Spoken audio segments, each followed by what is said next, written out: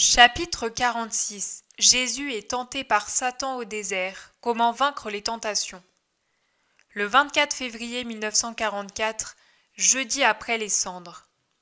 Je revois la solitude pierreuse que j'avais vue déjà à ma gauche dans la vision du baptême de Jésus au Jourdain. Je dois cependant y avoir pénétré profondément, parce que je ne vois plus le beau fleuve aux eaux lentes et bleues, ni la veine verte qui le longe sur les deux rives, alimentée par cette artère aquatique. Ici, rien d'autre que la solitude, des pierres, une terre tellement brûlée qu'elle en est réduite à l'état de poussière jaunâtre qu'à chaque instant le vent soulève en petits tourbillons. On dirait le souffle d'une bouche fiévreuse, tant ils sont secs et brûlants, et la poussière qui pénètre dans le nez et la gorge est une vraie torture. Ici et là, de très rares petits buissons épineux, dont on ne sait comment ils peuvent résister dans cette désolation. On dirait des touffes de cheveux sur le crâne d'un homme chauve. Au-dessus, un ciel d'un bleu impitoyable. En bas, le sol aride et tout autour, des rochers et le silence. C'est tout ce que je vois comme nature. Un énorme rocher façonné comme j'essaie de le dessiner forme un embryon de grotte.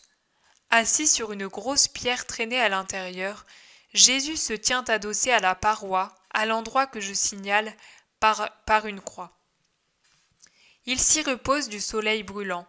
Mon conseiller intérieur m'indique que cette pierre sur laquelle il est assis lui sert aussi d'agenouilloir et d'oreiller quand il prend quelques brèves heures de repos, enroulé dans son manteau à la lueur des étoiles et dans l'air froid de la nuit. En effet, tout près de là se trouve la besace que je lui ai vu prendre à son départ de Nazareth.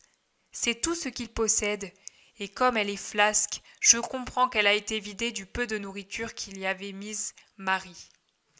Jésus est très maigre et pâle. Il est assis, les coudes appuyés sur les genoux, les avant-bras en avant, les mains jointes et les doigts entrelacés. Il médite. De temps à autre, il lève les yeux et promène son regard alentour et observe le soleil presque au zénith dans le ciel bleu. En particulier, après avoir examiné les alentours et levé les yeux vers la lumière du soleil, il les referme et s'appuie au rocher qui lui sert d'abri, comme pris de vertige. C'est alors que je vois apparaître l'horrible gueule de Satan.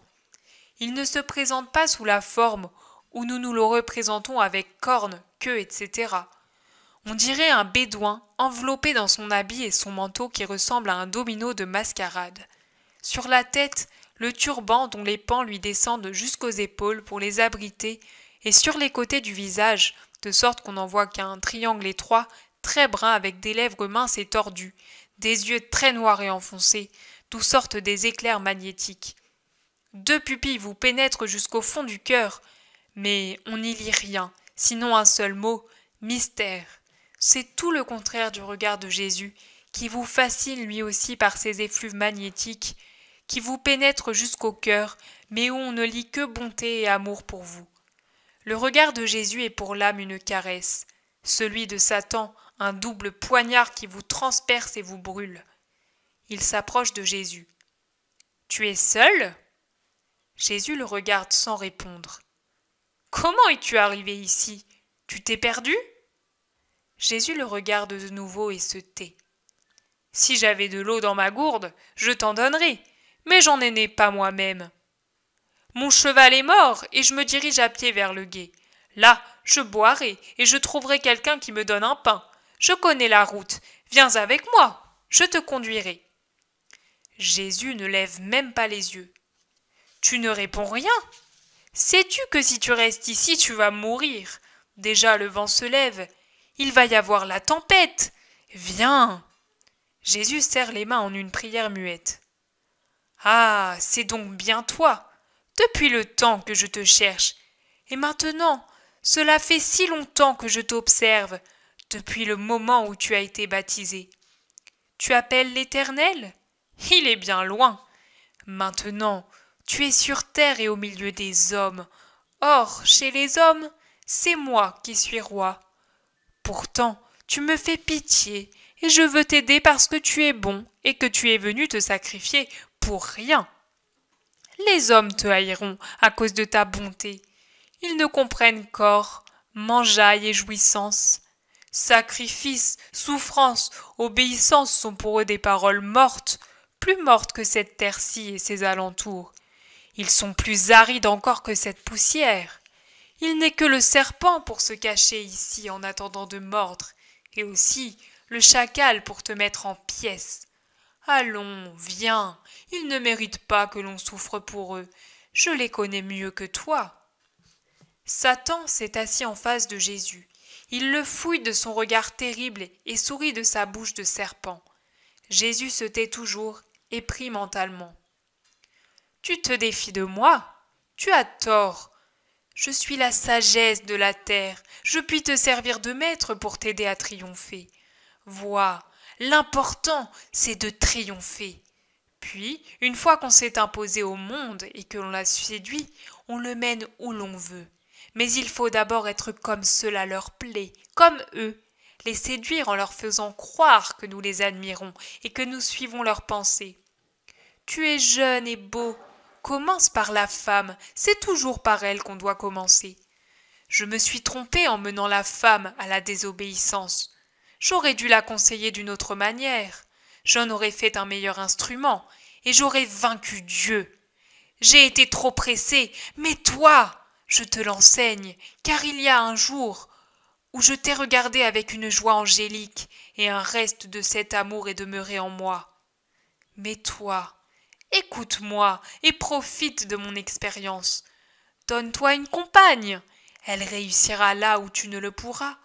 Tu es le nouvel Adam, tu dois avoir ton Ève. Et puis, comment peux-tu comprendre et guérir les maladies de la sensualité, si tu ne sais pas ce que c'est? Ne sais-tu pas que la femme est le noyau d'où naît la plante de la passion et de l'orgueil? Pourquoi l'homme veut-il régner? Pourquoi veut-il être riche, puissant? Pour posséder la femme, elle est comme l'alouette. Elle a besoin d'un sentiment qui l'attire. L'or et la domination sont les deux faces du miroir qui attirent les femmes et la cause des maux du monde.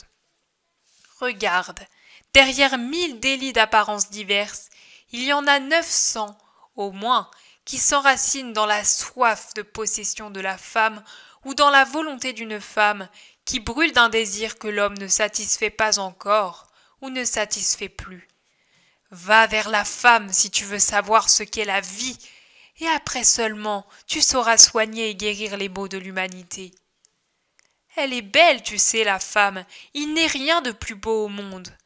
L'homme possède la pensée et la force, mais la femme, sa pensée est un parfum, son contact est caresse de fleurs, sa grâce est un vin enivrant, sa faiblesse est comme un écheveau de soie ou les boucles d'un bébé entre les mains de l'homme, sa caresse est une force qui se communique à la nôtre et l'enflamme.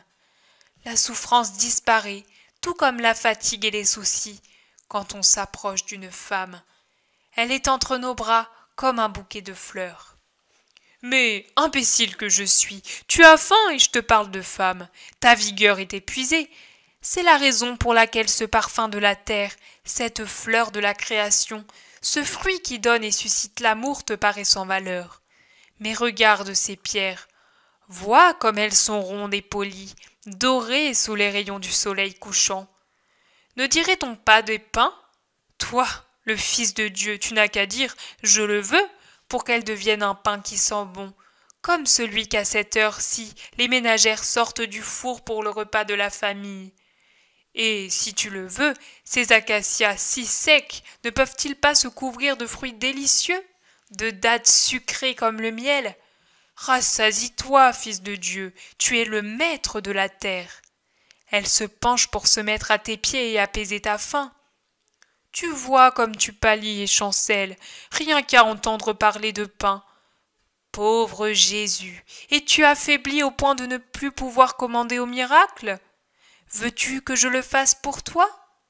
Je ne suis pas à ton niveau, mais je peux faire quelque chose. Je me priverai pendant 1 an de ma force, je la rassemblerai toute, mais je veux te servir parce que tu es bon, et que je me souviens toujours que tu es mon Dieu, même si maintenant j'ai démérité de te donner ce nom. Aide-moi de ta prière pour que je puisse. Tais-toi! L'homme ne vit pas seulement de pain, mais de toute parole qui vient de Dieu.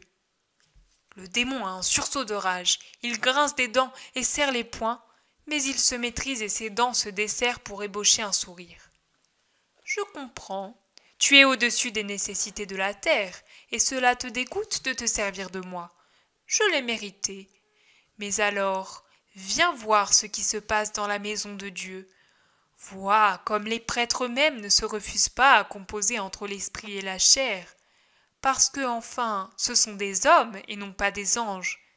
Fais un miracle spirituel, je te porte sur le pinacle du temple, et là-haut, tu te transfigures en une merveilleuse beauté.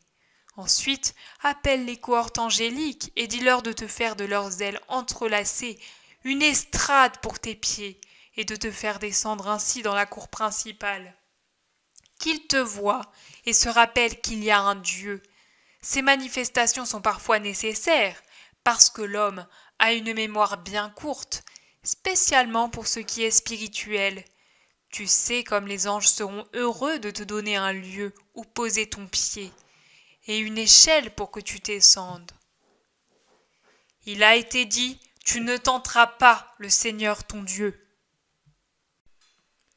Tu comprends que ton apparition elle-même n'y changerait rien, et que le temple continuerait à être marché et corruption. Ta divine sagesse sait que les cœurs des ministres du temple sont un nid de vipères, qui s'entre-dévorent pour arriver au pouvoir. Il n'y a pour les dompter que la puissance humaine. Alors viens, adore-moi, je te donnerai la terre. Alexandre, Cyrus, César, tous les plus grands conquérants du passé, ou encore en vie, seront semblables à de vulgaires chefs de caravane par rapport à toi, qui auras tous les royaumes de la terre sous ton sceptre, et avec eux toutes les richesses, toutes les splendeurs de la terre, et puis les femmes, les chevaux, les soldats et les temples. Tu pourras élever partout ton signe quand tu seras le roi des rois et le seigneur du monde. Alors, tu seras obéi et vénéré par le peuple et les prêtres. Toutes les castes t'honoreront et te serviront parce que tu seras le puissant, l'unique, le Seigneur. Adore-moi un seul instant. Désaltère ma soif d'être adorée. C'est elle qui m'a perdu, mais elle est restée en moi et me brûle. Les flammes de l'enfer sont fraîcheur de l'air au matin, en comparaison de ce feu qui me brûle intérieurement. C'est mon enfer, cette soif. Un instant, un seul instant, ô Christ, toi qui es bon, un seul instant de joie pour l'Éternel torturé. Fais-moi éprouver ce que veut dire être Dieu, et je te serai dévoué, obéissant comme un esclave pour toute la vie, dans toutes tes entreprises. Un instant, un seul instant, et je ne te tourmenterai plus. Alors Satan se jette à genoux en le suppliant. Jésus au contraire s'est levé, amaigri après ses jours de jeûne, il semble encore plus grand. Son visage est terrible de sévérité et de puissance. Ses yeux sont deux saphirs qui jettent des flammes. Sa voix est un tonnerre qui résonne dans la cavité du rocher et se répand sur les rochers et la terre désolée quand il dit « Va-t'en, Satan ! Il est écrit, c'est le Seigneur ton Dieu que tu adoreras, et à lui seul tu rendras un culte. » Satan saute sur ses pieds avec un cri déchirant de damnée et de haine inexprimable. Sa fureur, sa colère fumante sont terribles à voir. Puis il disparaît avec un nouveau hurlement de malédiction. Jésus, fatigué, se rassied et appuie sa tête contre le rocher. Il paraît à bout, exténué. Mais des êtres angéliques viennent de leurs ailes renouveler l'air dans la chaleur étouffante de la grotte, la purifiant et la rafraîchissant.